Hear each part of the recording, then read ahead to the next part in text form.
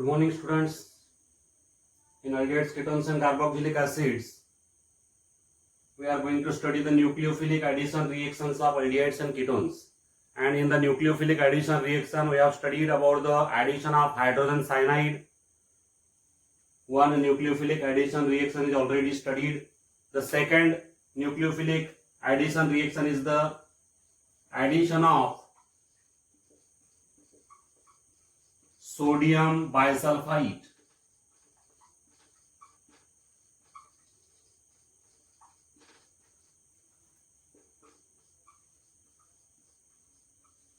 Sodium bisulfite has a formula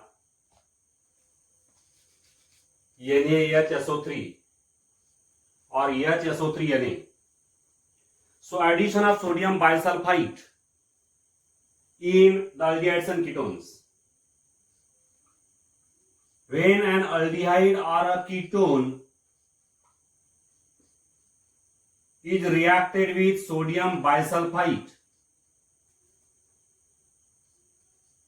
the sodium bisulfite may also be written in this way, HSO3Na.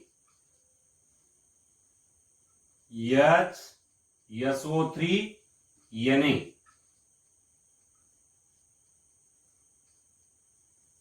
Here the nucleophilic addition occurs. Sodium bisulfite produces H positive and SO3Na negative. So here SO3Na negative, it is the nucleophile. And this nucleophile attack on the electrophilic center, that is the carbonyl carbon atom. Nucleophile will join with the carbonyl carbon because the carbonyl carbon is electrophilic in nature, means it is electron deficient. While the H positive will combine with the oxygen atom and there is a formation of an addition product. The addition product will be formed there, OH and here SO3Na. Similarly, ketone will form an addition product. This addition product is also known as the adduct. Here it is a aldehyde, sodium bisulfite adduct. Adduct means addition product. Similarly, this is the ketone, sodium bisulfite adduct. So this is the nucleophilic addition reaction. SO3Na is the nucleophile produced from sodium bisulfite. It combined with the electrophilic center, that is the carbonyl carbon atom, because it is electron deficient, and H positive combined with oxygen to form the addition product. The addition product is also known as the adduct. The name of this adduct is aldehyde sodium bisulfite adduct, and the name of the addition product of ketone is ketone sodium bisulfite adduct. You can write the examples. These are the general reaction. Here you can take any aldehyde. Suppose acetaldehyde is taken, then acetaldehyde will give acetaldehyde sodium bisulfite adduct, and here if we take acetone, then there is a formation of acetone sodium bisulfite adduct. In this way there is a nucleophilic addition. But what is the importance of this reaction? See, these reactions are useful for the purification of the aldehydes or ketones, as well as these reactions are useful for the separation of the aldehydes and ketones from the other organic compounds. Suppose we have an impure sample of aldehyde or ketone. This is the impure sample of aldehyde or ketone. It means in this aldehyde or ketone there is a impurity, there is a presence of other compound. So how we can purify it? See here. In this impure sample, if we add sodium bisulfite, then there is a formation of addition compound, that is the adduct, and this addition compound is crystalline in nature. Crystalline in nature. Crystalline addition product is formed. If it is a sample of aldehyde, then there is a formation of aldehyde, sodium bisulfite, which is a crystalline compound. If it is a ketone, then it will give ketone sodium bisulfite addition product. It is also crystalline. The crystals of this adduct are then separated by filtration. If we filter, then after filtration we get the crystals. These are the crystals of this adduct. The crystals are separated, and when these crystals are decomposed by the action of dilute acid or base, by the action of dilute acid or base on the crystals, these crystals decompose to give the pure aldehyde or ketone. Pure aldehyde or ketone. So in this way we can obtain the pure aldehyde or pure ketone. We can separate this aldehyde or ketone from the impurities, from the other undesired organic compounds. We can separate the aldehyde or ketone. So it is possible by this reaction. This is the impure sample. Impure sample means this sample contains the aldehyde or ketone along with the impurities. In this impure sample, sodium bisulfite is added. Then there is a formation of the crystalline compound, aldehyde sodium bisulfite or ketone sodium bisulfite. The crystals are separated by filtration. Then in these crystals, the dilute acid or base is added. By the action of dilute acid or base, the crystals decompose to give the pure aldehyde or ketone. In this way, we can purify the aldehydes or ketones by this reaction. This is the importance of this reaction. Then, the next nucleophilic addition reaction is the addition of alcohols. Addition of alcohols in aldehydes or ketones.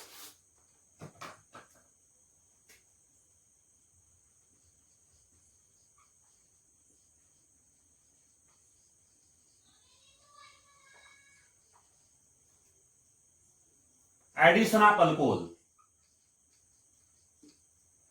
When an aldehyde or ketone is reacted with dry monohydric alcohol. Dry alcohol means the alcohol devoid of water. It is free from water, then it is said to be dry. So here the aldehyde or the ketone is reacted with dry monohydric alcohol. Dry monohydric alcohol is taken here. R-OH is alcohol. Monohydric alcohol. The reaction requires catalyst, that is the dry HCl. Dry HCl is the catalyst. This is the dry monohydric alcohol. This is the aldehyde. Catalyst is dry HCl. Then in presence of this dry HCl, the nucleophilic addition occur here. Now what is the nucleophile C here? From the alcohol there is a formation of R-O negative. R-O negative is the nucleophile. This nucleophile will combine with the carbonyl carbon atom, because the carbonyl carbon atom is electron deficient or it is electrophilic, while the H positive will combine with oxygen atom. So here we can write RCH OH O R dash. So this compound which is obtained is known as the alkoxy alcohol. Alkoxy alcohol. This is the alkoxy group. Therefore, it is known as the alkoxy alcohol. This alkoxy alcohol is also known as hemiacetal. Hemiacetal. This is the step 1. In the step 1, there is formation of hemiacetal, that is the alkoxy alcohol. But here, when this hemiacetal or alkoxy alcohol is further reacted with the dry monohydric alcohol,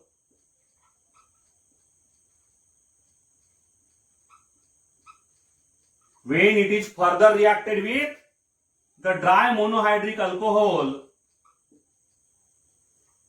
in presence of dry HCl, then the second molecule of alcohol also adds. There is addition of the second molecule of alcohol with the loss of water molecule. With the loss of water molecule, there is the addition of second molecule of alcohol. And there is formation of the compound.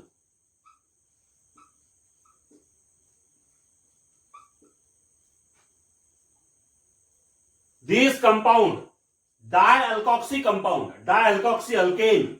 There is actually formation of dialkoxy alkane. Two alkoxy groups are there, plus water. This dialkoxy compound is known as acetal. It is known as acetal. Dialkoxy compound. Dialkoxy alkane is formed. Dialkoxy derivative of an alkane is formed, which is known as the acetal. So in this way, there is a formation of hemiacetal in the first step and the acetal in the second step. This is hemi. Hemi means half. Hemi means half.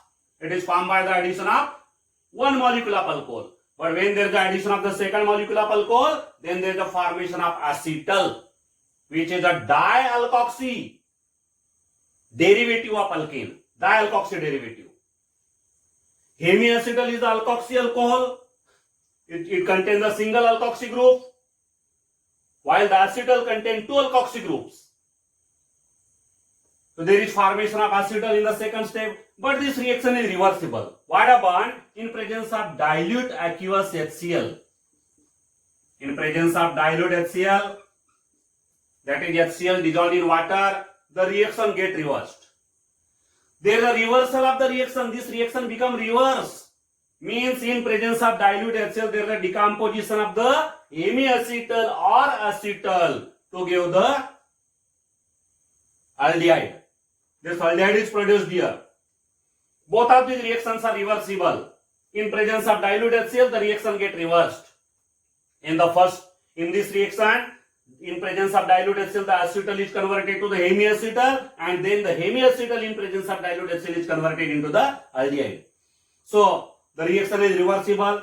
In presence of dry HCl, aldehyde is converted to the hemiacetal is converted into the acetal, while in presence of dilute HCl, there is a conversion of acetal into hemiacetal and further hemiacetal into aldehyde. So this is the nucleophilic addition reaction of alcohol. We can take here one example. Suppose here we have taken acetaldehyde. Acetaldehyde is reacted with ethanol.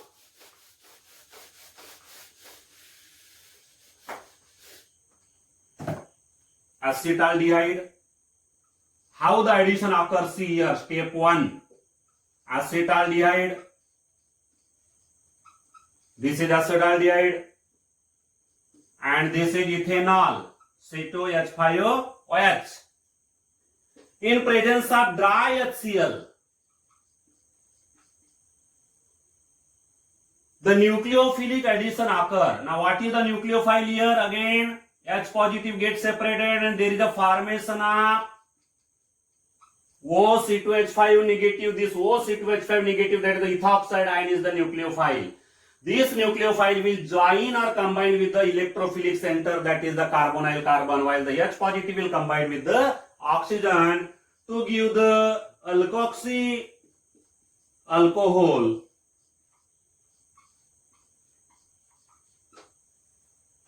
This is the hemiacetal.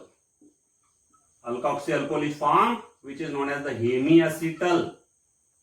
This is the first step. This is reversible step in presence of dilute HCl. The reaction get reversed. The hemiacetal get converted into the aldehyde, parent aldehyde. Then step 2. If this hemiacetal is further reacted with alcohol, further reaction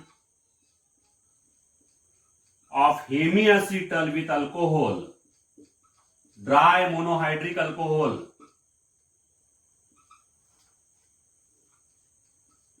in presence of dry HCl, then here there is a loss of water molecule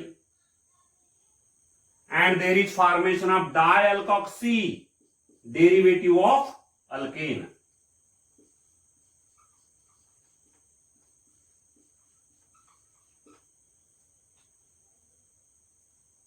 Plus water. This dialkoxy derivative is known as the acetal. This is the acetal. This second step is also reversible. In presence of dilute aqueous HCl, the reaction get reversed. Acetal get converted to the hemiacetal.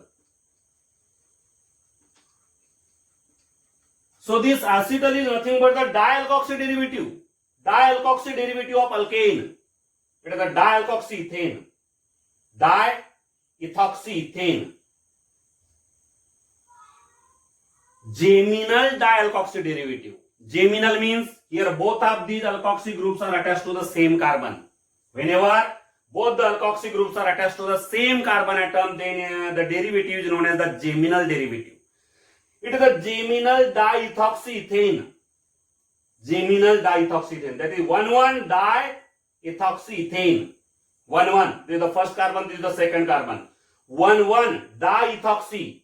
Both of these ethoxy groups are attached to the first carbon. Therefore, 1,1 diethoxyethane. This is the name of this acetal. So in this way, there is a formation of acetal. Now here in this reaction, in place of aldehyde, if we take the ketone, the similar type of reaction occurs with the ketone. When the ketone is reacted with the dry monohydric alcohol, then in the first step there is a formation of hemiketal.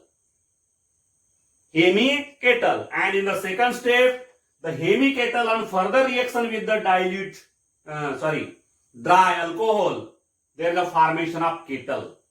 So hemiketal and ketal are obtained from the ketone, like the hemiacetal and acetal from aldehyde. The aldehyde give the hemiacetal in the first step and acetal in the second step. Similarly, the ketone give the hemiketal in the first step and the ketal in the second step. Because here two hydroxy groups are attached to first carbon and second carbon. In presence of dry HCl, then there is a formation of cyclic ketal containing a 5-membered ring. Cyclic ketal is obtained here. This is the cyclic ketal which contain a 5-membered ring. Total number of atoms in the ring are 5. Therefore, it is a cyclic ketal which contain a 5-membered ring. Similarly, when a ketone is reacted with 1,3-glycol, 1,3-glycol,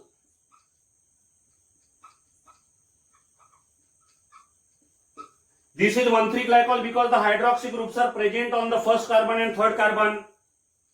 In presence of dry HCl, similar type of reaction occur there. There is a separation of water molecule. Water molecule gets separated and there is a formation of cyclic ketal. But this cyclic ketal contains a 6-membered ring. 6-membered ring is there.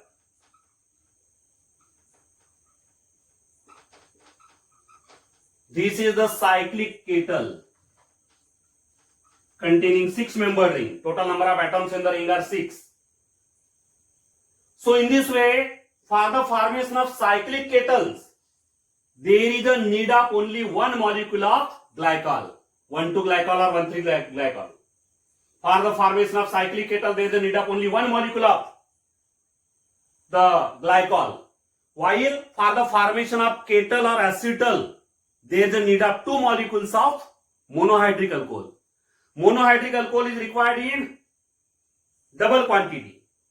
For one molecule of aldehyde or one molecule of ketone, there is a need of two molecules of monohydric alcohol for the formation of acetal or kettle. But a ketone requires just one molecule of glycol for the formation of a cyclic kettle. So this is the cyclic kettle. This reaction is also reversible in presence of dilute HCl. The cyclic kettle will get decomposed to give the parent ketone.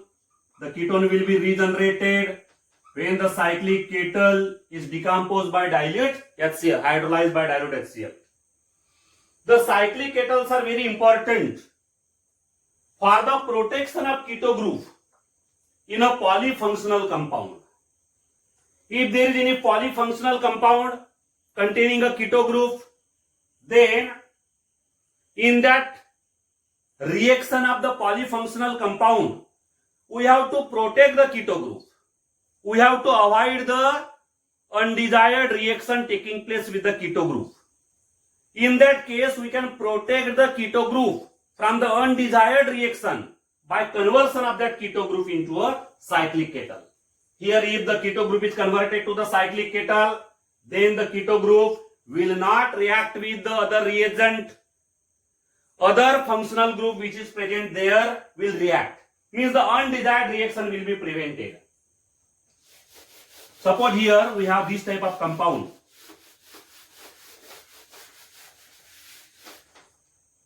This type of compound is there. COOH, carboxylic group is there. CH2, C double bond O, CH3. This is the polyfunctional compound actually. This is the keto group and this is the carboxylic group. Suppose this compound is involved in any chemical reaction. There is a reaction of any reagent. Then this reagent may react with the keto group as well as with the carboxylic group. Both the possibilities are there. This reagent may react with the keto group as well as carboxylic group. But here we can avoid the reaction of this reagent with the keto group.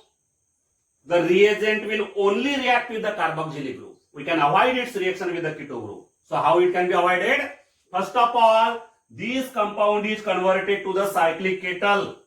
When this compound is converted to the cyclic kettle,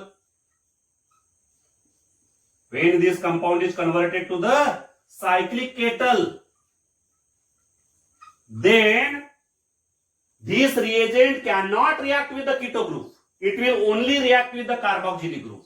This reagent will now only react with the carboxylic group. It cannot react with the keto group. And in this way, we can avoid the undesired reaction of that reagent with the keto group. And after the reaction of this reagent with the carboxylic group, after the completion of reaction, we can hydrolyze this compound. We can hydrolyze the cyclic kettle and we can regenerate the keto group. The keto group can be regenerated here further. So in this way, the undesired reaction with the keto group can be prevented by the conversion of that keto group into a cyclic kettle. This is the importance of this cyclic kettle.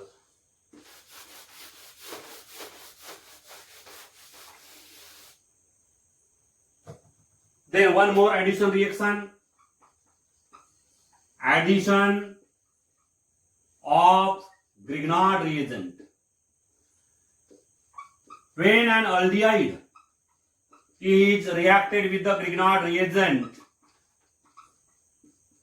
in presence of dry ether as a solvent, then Grignard reagent produces a nucleophile R negative.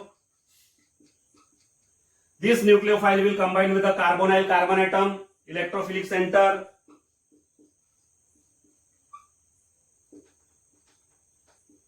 And MgX will combine with the oxygen atom. This is the complex Further, this complex is hydrolyzed by dilute acid, that is acid with water. Then it is converted into an alcohol. The alcohol is formed. This is the alcohol. Here, this is the aldehyde. This aldehyde is converted into the secondary alcohol. Aldehyde is converted into secondary alcohol. But here, in place of this aldehyde, if we take the formaldehyde, particularly formaldehyde when reacted with the Grignard reagent, formaldehyde, then formaldehyde gives the primary alcohol. Formaldehyde is the only aldehyde which gives the primary alcohol. R-CH2OH. Primary alcohol is generated from the formaldehyde, while the other aldehydes generate the secondary alcohols. Now the addition of the Grignard reagent with the ketone in place of this aldehyde, if we take the ketone. Now this is the ketone. If the ketone is reacted with the Grignard reagent, then the similar type of addition reaction occur there. The nucleophile generated by the Grignard reagent will combine with the carbonyl carbon. There is a formation of the complex, and the complex on hydrolysis by the dilute acid will form a tertiary alcohol. The tertiary alcohol is generated by the ketone. Means any ketone on addition with the Grignard reagent gives the tertiary alcohol. But out of the aldehydes, the formaldehyde on addition with the Grignard reagent gives the primary alcohol, while the other aldehydes on addition with the Grignard reagent gives the secondary alcohols. So this is the addition reaction of Grignard reagent with the aldehydes and ketones. You can make the examples. You can take various examples. Formaldehyde plus Grignard reagent, there is a formation of primary alcohol. Other aldehyde like acetaldehyde plus Grignard reagent, there is a formation of secondary alcohol. And you can take the example of ketone, acetone plus Grignard reagent, there is a formation of tertiary alcohol. So these are the addition reactions. Other addition reactions will be discussed in the next lecture. Thank you.